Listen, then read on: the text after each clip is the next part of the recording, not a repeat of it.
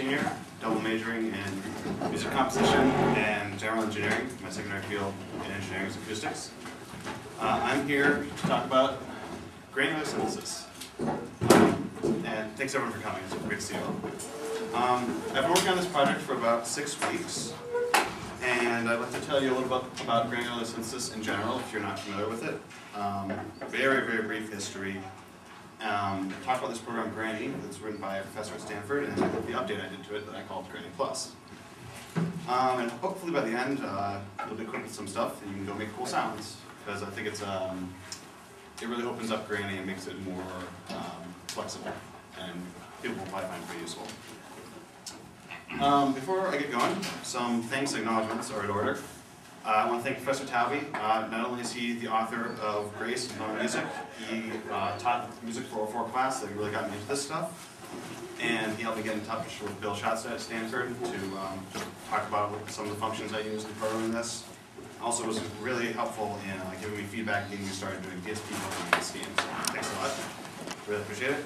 And Professor Fernando Lopez-Lezcano at Stanford. He was the original author of Grani, the program that I modified. So obviously his work was really important for what I've done today. I want to thank Daniel Swilley. He's around here. Daniel.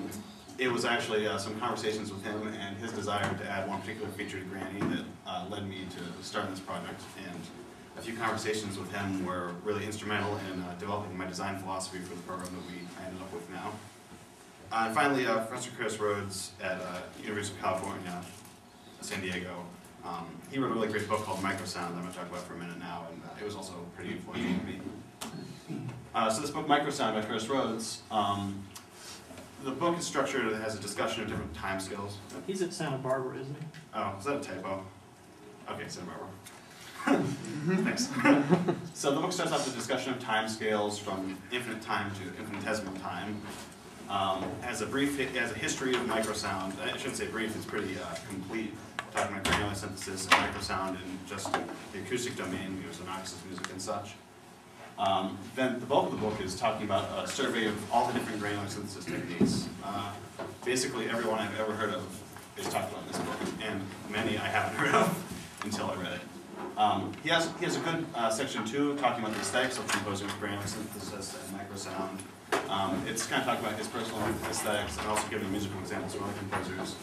Anyway, I would really recommend this book if you're interested in granular synthesis.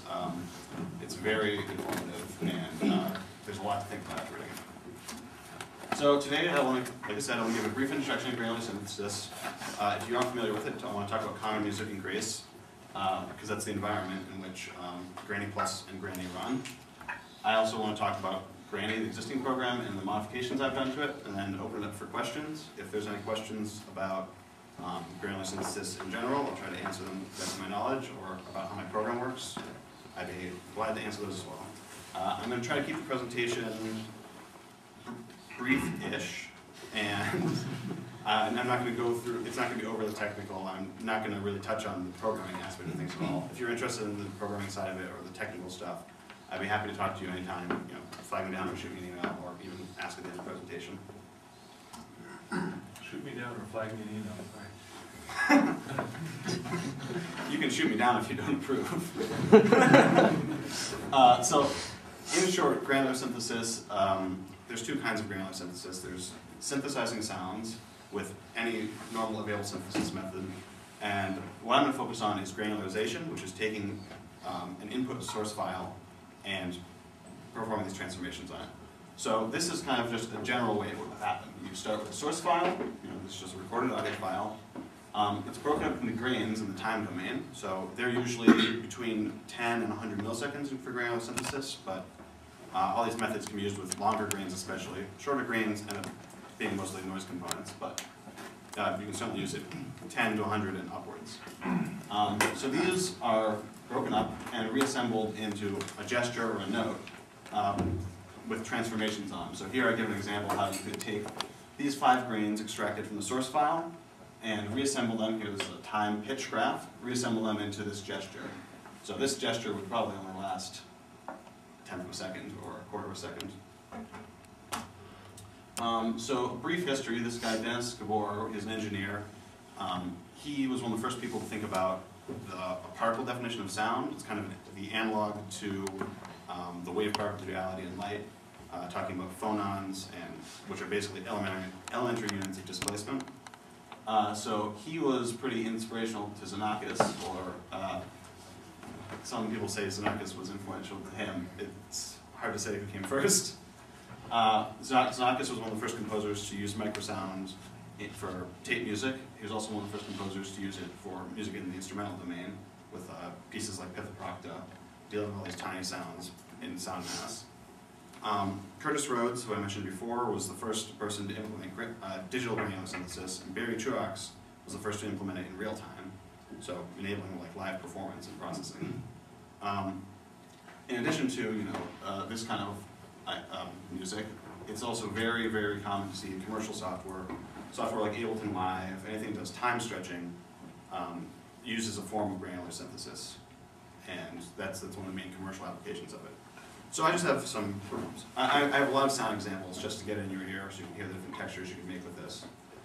This is an excerpt from Xenakis' piece, Analogique B. It's tape and strings.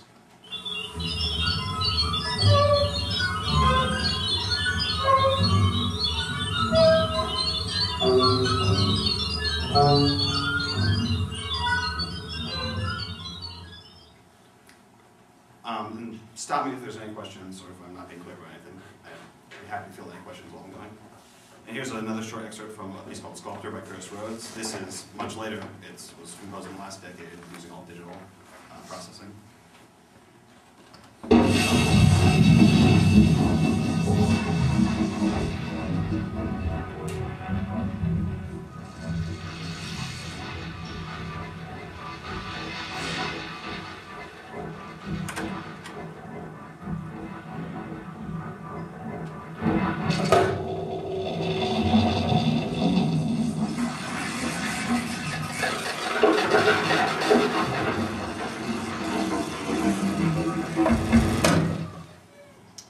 And last example is a piece of mine that I played in a composer's concert here last year.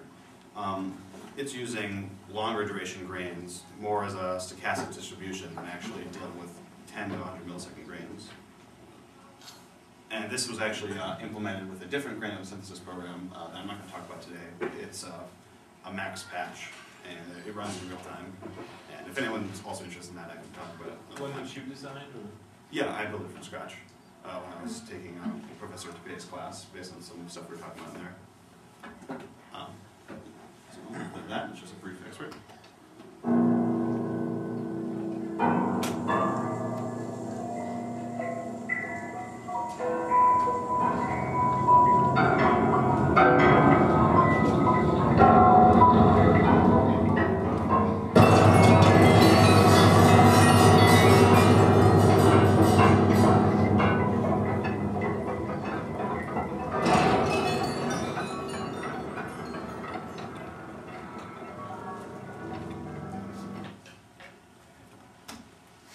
Could you tell us about the title of Gomphotherium? Gomphotherium's the name of this kind of extinct mammoth creature. It's a very large elephant-like thing. The piece uses a lot of low rumbling sounds and crashes, so I thought it seemed appropriate. I want to talk about common music and grace because this is the environment. Oh, there we have. So I want to talk about common music and grace for a minute. This is Professor Taube's the author, and common music is a language for algorithmic composition. It uses Scheme as a programming language, which is a dialect of Lisp. Grace is a graphical front end for Common Music 3. It has a Scheme interpreter built in, and also has two languages, Sal1 and Sal2, and they're these infixed scripting languages that are easier to use than Scheme, arguably, make it pretty easy for non-programmers to get into this stuff. And so if you're interested in checking out Grani or checking out my program, this is what you would use to try it out. You can download it from commonmusic.sourceforge.net, and Professor Taube teaches these two classes that are really great and I highly recommend about how to use it. So Grani. Grani is a really fantastic granular synthesis program made by Professor Fernando Lopez-Lezcano and Juan Pampin in the year 1999. It's supposed to be 1996. That was the first one ever made. It's an oldie but a goodie. So it basically has two parts. It has one part that picks where the grains start, and another part that picks all the different parameters of the grains. And so for a granular synthesis gesture, you have tens to thousands of grains contained within it. So this allows you to parameterize those. You have the start time of the sound, duration, amplitude, what your source file is. It also allows you to envelope many factors over the length of the note, such as the amplitude envelope, the duration of the grains, sample rate, where in the file you're getting the grain from, the density of the grains, the amount of reverb applied to each one, the distance away, and the panning. And yes? How big of a difference does it make if you put reverb on each individual grain versus just reverbing the whole thing afterwards?